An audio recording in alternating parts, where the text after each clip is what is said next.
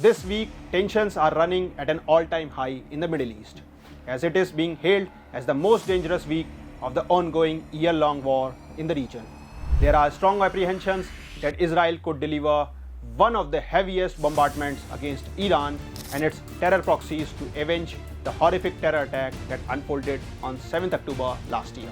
There are reports that Israel is planning major kinetic action to commemorate the first anniversary of one of the deadliest terror attacks on Israeli soil. Reacting to the build-up, Western nations, including France and the US, have been urging the Jewish nation to exercise restraint. The White House has officially advised Israel not to target Iran's oil fields. On its part, French President Emmanuel Macron went further. He demanded an arms embargo against Israel, which prompted a sharp response from Israeli Prime Minister Benjamin Netanyahu. Referring to Macron and other Western leaders, Netanyahu said, "Shame on those leaders who are calling for an arms embargo on Israel." He also described their call as a disgrace. Netanyahu submitted that Israel would win with or without their support, while noting that the Jewish nation is fighting a war on 7 fronts. Israel has maintained that their pending response to Iranian missile attacks will be serious and significant. Additionally, it has also not ruled out the possibility of striking Iran's nuclear strikes, an idea which was also pushed by Republican presidential candidate Donald J. Trump. Hello and welcome to Think for India. I'm your host Paresh Gupta.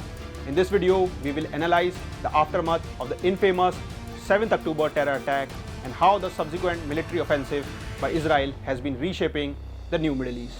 Let's begin. 7th October 2023, the fateful day that marked a watershed moment in the history of Middle East. The date demarcates the history before and after the terrorist attack. It was seen as one of the major security failures of Israeli security and famed intelligence agencies Mossad and Shin Bet. It all began on 7th October last year when thousands of armed men associated with Hamas and Palestinian Islamic Jihad launched a major surprise terror attack in southern Israel. The terrorists entered several kilometers inside Israeli territories on a day when it was celebrating the Jewish holiday Simchat Torah. Under Operation Al-Aqsa Storm, thousands of Hamas and PIJ terrorists stormed into Israel from land, air and sea, which was accompanied by a barrage of rocket attacks from Gaza.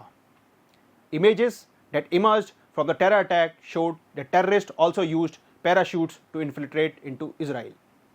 After killing Israeli border security personnel, the armed Palestinian terrorists wreaked havoc on unsuspecting Israeli and foreign nationals, with the intent to spread terror and use it for further radicalization back home. The Hamas terrorists used cameras to record their killing spree. A few videos even captured their glee as they killed Jewish families in one kibbutz after another. The armed fanatics killed over 1,200, kidnapped over 250, raped and even paraded lifeless, bruised and battered bodies of a woman in public glare to terrorize the public psyche. In one infamous case, Hamas terrorists were seen parading the lifeless and semi-naked body of a woman who was later identified as a German girl named Shani Lok. She was attending the Nova Music Festival, which became the site of mass killings. While parading her body, Hamas terrorists were seen spitting on her body while shouting Allahu Akbar. In the meantime, other Iran-backed Islamic terror groups, Hezbollah and Yemen-based Houthis, also joined the onslaught against Israel. On their part, they too have been launching barrages of missiles and rocket attacks on Israel, even militarizing the Red Sea and jeopardizing the trade routes passing through the Middle East. Apart from terrorist groups, Islamists and Western propaganda outlets like Al Jazeera and others went overboard to whitewash the terror attack and justify the 7th October attack as an outcome of a resistance movement. As part of their whitewashing drive, they were often caught spreading lies about the Israeli response. One infamous case included the falsehood on blast on Al-Shifa hospital, which was serving as the headquarters of Hamas terror group. While a misfired Palestinian Islamic Jihad rocket hit the hospital, smear campaigns were launched against Israel. It was even reported that photojournalists from AP, CNN, Reuters and others were present at the Israel-Gaza border to live report the Hamas terror attack, unraveling their vulture journalism. Furthermore, throughout this year-long war in the Middle East, anti-Semitic incidences has surged globally, be it the case of pro-Palestinian protesters raising anti-Israel, anti-Jewish remarks, vandalizing and even hijacking academic institutions in the United States of America and storming an airport in Russia. In response to the 7th October terror attack, Israel swung into a state of war and launched a major military offensive under Operation Swords of Iron to dismantle the terror infrastructure of Hamas. Ever since then, Israel has been retaliating against Iran-backed terrorist groups Hamas, Hezbollah, Houthis, radicalization among Arab citizens in Israel, and of late against Iran itself. It has neutralized the top leadership of Hamas and Hezbollah. The communication network of Hezbollah was crippled in a series of mysterious pager and walkie-talkie blasts.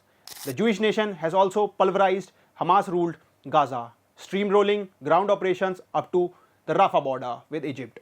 Israel and the US have also launched strikes against Houthis in Yemen.